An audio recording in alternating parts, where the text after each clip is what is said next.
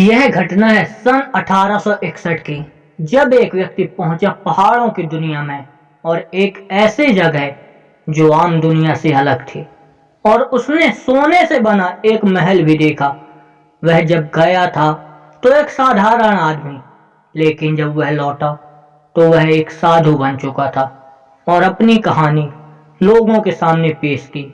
आखिर कौन है वह इंसान जिसने दूसरी दुनिया की सैर की?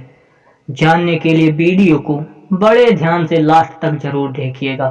और वीडियो शुरू करने से पहले आप लोगों से एक छोटा सा आग्रह है, कमेंट सेक्शन में जरूर लिखिएगा हर हर महादेव। 1861 में उत्तराखंड के रानीखेत इलाके में एक युवक का ट्रांसफर हुआ। उस समय अंग्रेजों का राज था। उसने कई लोगों से यह सुन रखा था कि इस पर्वत में कई रहस्यमय साधु रहते हैं जिनकी उम्र करीबन हजारों वर्षों से भी ऊपर है। तो वह अपने काम से जब भी फुर्सत होता तो वह पहाड़ों की सैर पर निकल पड़ता। एक दिन की बात है, जब युवक अपने ऑफिस के काम से जल्द ही फुर्सत हो गया और दोपहर के वक्त ही पहाड़ की तरफ निकल पड़ा। यह घटना रानीखेत के दोनागिरी पर्वत श्रृंखलाओं में स्थित कुचरीना नामक स्थान की है। पहाड़ों में घूमते समय उसे ऐसा लगा जैसे उसे उसके नाम से कोई पुकार रहा हो। वह दोनागिरी की ऊंची पहाड़ियों पर चढ़ने लगा और पहाड़ी के ऊपर एक समतल स्थान पर पहुंच गया, जहां पर छोटी छोटी गुफाएं भी बनी हुई थीं। और वहीं से थोड़ी दूर एक व्यक्ति हाथ फैलाए हुए खड़ा था, मानो वह उसका स्वागत कर रहा था। वह योगी की तरह लग रहा था। उस योगी ने कहा, लाहिरी, तुम आ गए, आओ और यही गुफा में विश्राम करो। मैंने ही तुम्हें पुकारा था।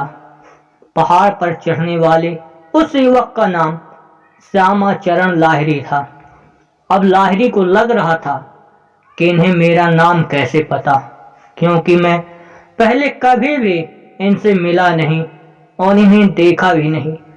वह एक साफ गुफा थी जिस पर कुछ कंबल, ऊन और कमंडल रखे हुए थे। तब योगी ने पूछा कि क्या तुम इस आश्रम को पहचानते हो? लाहिरी ने कहा, मैं नहीं जानता। और उसने कहा, अब मुझे जाना है क्योंकि यह रात हो रही है और मुझे फ्री होकर कल सुबह ऑफिस भी जाना है।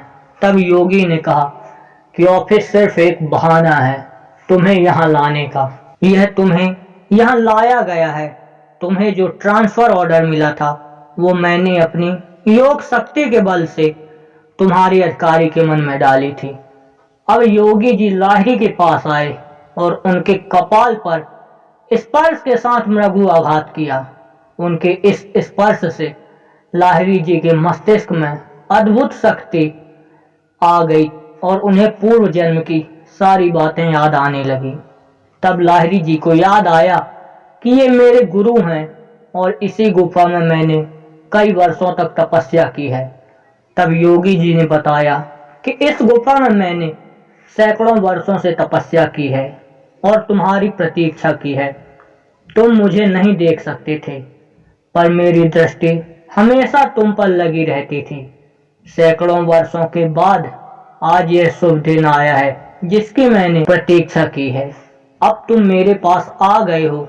यह तुम्हारी गुफा है जिसे मैंने तुम्हारे आने के लिए हमेशा साफ रखा, और यह वही कंबल है जिस पर बैठकर तुम आसन किया करते थे, और यह वही पीतल की कटोरी है जिस पर तुम औषधि पान किया करते थे। देखो यह कैसे चमक रही है। लाहिरी असीम आनंद से भर उठे। योगी जी ने पात्र में रखे तेल को पीने और फिर नदी किनारे लेट जाने को कहा। लाहिरी जी ने ऐसा ही किया और जब वे नदी किनारे लेटे तो योग मुद्रा में डूब गए। फिर किसी के आने की पदचाप सुनाई दी और रात्रि के अंधकार में उन्हें किसी ने सहारा देकर खड़ा किया और कुछ वस्त्र दिए और बोले, आओ मेरे साथ, गुरुदेव तुम्हारी प्रतीक्षा कर रहे हैं। फिर दोनों जंगल के रास्ते से चल दिए और तभी लाहिरी जी को वहां एक प्रकाश दिखाई दिया। तब उन्होंने पूछा कि क्या सूर्योदय हो गया? तब उनके साथी ने बताया, नहीं, अभी तो अर्धरात्रि है। वो जो प्रकाश दिखाई दे रहा है उसकी रचना बाबा जी ने की है, वही तुम्हें क्रिया योग की दिशा मिलेगी। तब उन्हें आवाज आती है, जागो श्यामाचरण, तुम्हारी सारी भौतिक क्रियाएं मिट रही हैं, संसार में अशांति फैल रही है। क्रिया योग के लिए तुम्हें चुना गया है। तुम क्रिया योग का सारे संसार को बोध कराओगे। इसके बाद बाबा जी ने एक सोने का महल प्रकट किया और कहा कि यह वही महल है जिसकी कल्पना तुमने पिछले जन्म में की थी। लेकिन अब लाहिरी जी का मन इस संसार से विरक्त हो चुका था और वे क्रिया बोध में पूरी तरह डूब गए थे। अब उन्हें यह सब सांसारिक लग रहा था, इसीलिए देखते ही देखते वह महल आंखों के सामने से गायब हो गया। और उसके बाद लाहिरी जी ने सारे संसार में योग की शक्ति को बढ़ाया और उसका प्रचार प्रसार किया।